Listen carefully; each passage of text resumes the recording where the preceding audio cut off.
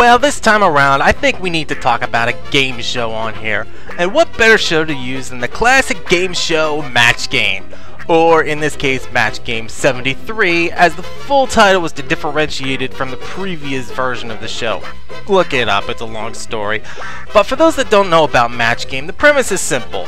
2 contestants are given a line with a fill-in-the-blank answer, as are 6 celebrity panelists. The celebrities write down their answers, then the contestants have to guess what the best match for each line would be. One of the major things that helped elevate this show to a major success that lasted all the way until the early 1980s was the questions themselves, which were very testing of the time period's rules of what could be said on television. Before leaving on vacation, Cleopatra kissed her blank goodbye. No. Don't shake the camera when you're laughing. Better spell it, I'll blow it. A-S-D. I've never heard such perfect diction in my entire life. Richard. That's because our careers depend upon it. And the word is ass. After 2 rounds, the player with the most matches, up to 6 in total, would move on to a bonus round, which would give them a chance to win up to $5,000, a good amount of money for a game show back in the 1970s. But what makes this episode worthy enough in my Christmas listing, you know, besides the fact that I love this show, as well as I needed to fit a game show in here anyway, well...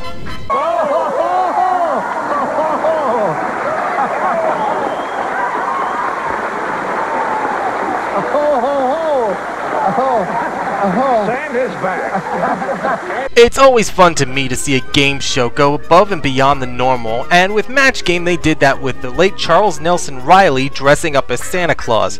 Now, I don't know if this was Charles's idea or the show's producers, but I'm kind of leaning it to be the producers mostly, if only for the thank you that Charles gives before the game actually starts for the day. On behalf of Goodson and Todman and the star of the new Match Game, a lovely young boy named Gene Raybon, on behalf of this wonderfully talented panel, we would like to thank the audience on behalf of our bosses, Goodson and Todman, for making the new Match Game the most popular show in the daytime. That's why Santa's here. But just because Sir Charles is dressed as Santa doesn't mean that he's excused from being insulted here and there, mostly from future Family Feud host himself, the late Richard Dawson. I'm sorry to report to the children of America, Santa's been nipping a little. While this is just a Christmas episode in the fact of the dressing and when it aired, it is pretty fun still.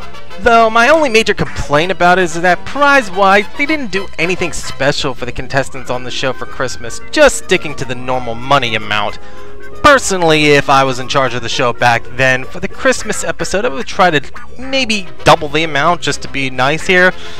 Then again, I don't know what the economy was like in the 1970s, so for all I know that was a huge lump of sum of money. Although... sorry about that, I got a little bit carried away there. But anyway, despite this episode not really being different from any other episode of the series, save for Charles's dressing as Santa, I do recommend this as well as any other episode of the series really. Seeing the interactions of the celebrities in a relatively calm atmosphere like this, as well as them just having fun with each other, it makes you feel good. Reminds you of a simpler, less strict time in TV. Even the weaker episodes of the series are great bits of comedy and are worth your time not only during the Christmas season, but all year round. Ho, ho, ho, 3 ribbons for that same 73, bye!